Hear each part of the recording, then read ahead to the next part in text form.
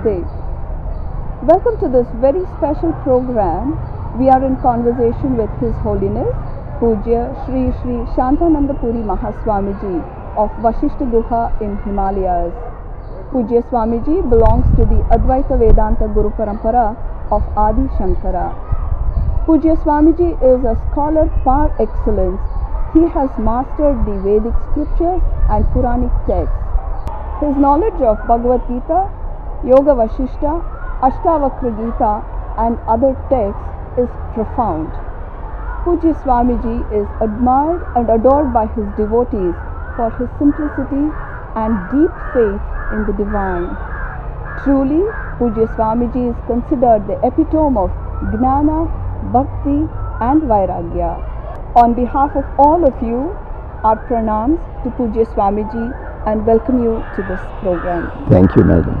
Swamiji, can you tell us about the Vashishta Guha? Yes. A friend of mine who is a teacher somewhere nearer to Badrinath, or rather Kedarnath, he happened to find out from the Uttarakhand Mahatmya, perhaps from Padma Purana or something, he brought 3 shlokas. There it is mentioned, I went to the Vashishta Guha before going to Devaprayag. Devaprayag is 42 kilometers from Vashishta Guha. So obviously he is meaning this only. It is told there that I went there, I met the great sage Vasishtha, and from there I came to Devaprayag and I saw and I had the darshan of Sri Ram. It is told like that. So obviously this Guha is very, very old, it is natural and it is associated with a lot of miraculous glories. For example, the Guha, when you go, it's fairly quite long enough. At the end, there is a Shivalinga which has been installed within the last 200 years only. But behind that, there is a small wall. You will find a small hole. I am told this hole was big enough for a person to pass through in the earlier days. And it goes 20 kilometers beyond up to a place called Ghantakarna Mandir, up above in the Himalayas. But now, the ways from both sides are not traceable like. And here, I was told in 1946 or 47, as some lady tried to go inside the cave, just crawling through with 2 torches in her hand, and she was afraid when she heard some hissing sound that there could be some serpents. But she was able to see, after about a little furlong, the cave was as big as in the beginning side, it was very wide and it was going for a long distance. But she was afraid, she came back. My Guruji, His Holiness Swami Purushottamanji Maharaj, didn't want that normal mortal should tread that path. The reason being, according to him, there were a number of perfect souls, we call them as Siddha Purushas, who were in their Adrishya Rupa, that is, they were in the subtle form where there was no body visible outside. And they are people who have attained the highest, but like the Bodhisattvas, they wanted to help the world before they completely identified with themselves with the cosmic totality. And it is told that a good number of them are there still, and they are trying to influence the life led in the world by various people to the extent possible, and very miraculous incidents happen. There is one great sage at present who is known as Swami Dayananda Saraswati, His Holiness Swami Dayananda Saraswati. He has one ashram at Rishikesh. He has Vedanta College near Coimbatore in a place called Anagati. He happened to come there in 1996 along with his photographer. He took a photo of that small platform at the very end where the Shivalinga was installed. and there was nothing unique about it. But he went back and got that photo developed. He found that there were two big streams of light coming from the top of the Shiva Linga, going parallel by the side wall, which is a small wall, going up above in the ceiling, and intertwining themselves into circles and loops, and going that length, and going to that other wall which was long, starting from the entrance to the cave. It went parallel, and then it disappeared into the earth just before the entrance, much before the entrance. He sent us 2 copies of those photographs. They are available with the Swamiji who is in charge there, and I also put a photo of it in my book called as Fragrant Flowers, which contains some of my memories. Can you also tell us about your experiences of staying in the Guha? The point is, I never chose. I was chosen. I was going somewhere to Shivanandaji Maharaj, with whom I had a long time contact. I was going from time to time for satsang. I was placed in Meerut in those days, and somebody was sitting by my side.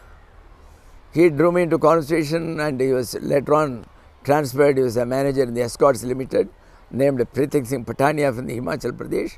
He said, "Sir, you have been going several times to Shivananda, why don't you come along with me?" "Where to?" He said, "There is one Vashishta Guha and Swami Purushottamaji is there." That's how I was taken. So I didn't choose, I was chosen, and I liked it. It was love at first sight when I saw my Gurudev, who was at that time about 79 years old or something like that. The first question he asked me was, "Hey, you have known me since 1952. How is it you are coming so late?" It was 1956 when I went to him. I've heard about him. I mean, his name was mentioned, one of the souvenirs of Shivanandaji Maharaj. I tried my best, I couldn't locate him at that time, because he has written, even today, there are masters who have come face to face with the Supreme Lord, and he has mentioned 2 names. One was my Gurudev's, other one was one Krishna Prem Maharaj, who was known as Ronald Nixon, and that's how I came there. And as regards my experiences, it's a wonderful place full of vibrations, where Paramahamsa Yogananda of the fame of autobiography Yogi had been there, it seems, and Swami Ramtirtha had been there, Papa Ramdas of Kanjaghat had been there. So, and we don't know how many pure souls earlier had gone there and left the footprints of their vibrations for the posterity to enjoy and to come up in that spiritual line. At the moment you sit there, you find yourself so elevated, the mind becomes zero-like, and you are in ecstasy, almost a stage of meditation to which you could come by ardent practice for several years elsewhere, say in our own house and all that. And it has not been the experience of myself alone. Several people had their experience, several people had visions. There is a lady from Holland, 24, 25 years old. She was going somewhere, then the taxi driver told, "Would you care to visit? There is a cave." She came down and she was sitting inside. I didn't know about it. My room was in the backside, facing the Ganges. But she was there when we were in the dining hall. When she saw me talking to people in English, she said, "Oh, Swamiji, you speak English. I saw there your Gurudev left his body in February 1961. Have you met him since?" The question was not, it looked mysterious. She herself says he had left his body in 1961, and she is asking me, "Have you met him since?" I just said no and kept quiet. She followed me to my room after washing her hands. She said, "I want to share my experience which I had now here." She was just sitting inside in meditation. Suddenly she opened her eyes to see that my Gurudev was standing. How did she know? Just in the entrance, on one of the platforms, you have a big photo that's called the Gaddi. So there is a photo of my Gurudev. He found him standing before with a long stick in his hand. There is no photo there with a long stick, but he used to have one. And the moment she saw, she said, "This seems to be some hallucination or an illusion like, because just now I saw his photo, perhaps he is standing before me." He divined her thoughts and he said, "Child, I am as true as you are. I am not an illusion. I am as true as you are. She was taken aback. And then he asked her, what do you want? This used to be a stock question with many people. What do you want? She said, Swamiji, I want Gyan. He laughed uproariously and disappeared. This is what she told.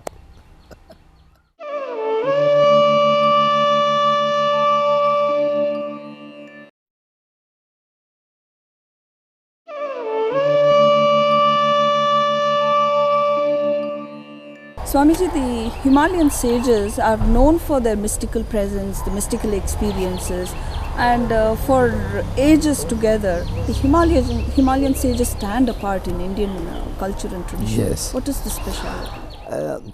Well, there are two factors. A factor which affects the subject, a factor which affects the object also. The sages had their antennas so well developed by their austerities and penance that they were well prepared to grasp the subtlest of the spiritual waves which are passing from the cosmic totality. Apart from that, the other beauties of the Himalayas. The great poet Kalidasa, he starts his first shloka in his first work called Kumara Sambhavam, which dealt with the birth and exploits of Lord Subramanya, known as Skanda. The first shloka says, Astyuttarasyam Dishidevatatma Himalayo Namanaga Adhirajaha. He says Himalaya is Devatatma. It is the divine self which is present in the entire Himalayas. It is not a simple hill of sand, stones and the flora and the fauna. It is the highest supreme self itself which is manifesting in all its glory through the Himalayas. And that divinity itself attracts. See, at one stage when you go in your Antariksha Yatra through the satellite to the moon, you don't reach the moon far ahead, far before reaching, you shut off the aviation fuel, and then it is the Akarshana Shakti of the moon which takes the satellite up to the moon. So the same thing happens when people go to the Himalayas. They forget their body, they forget themselves. The rest is all done by the Himalayas and not done by the sages.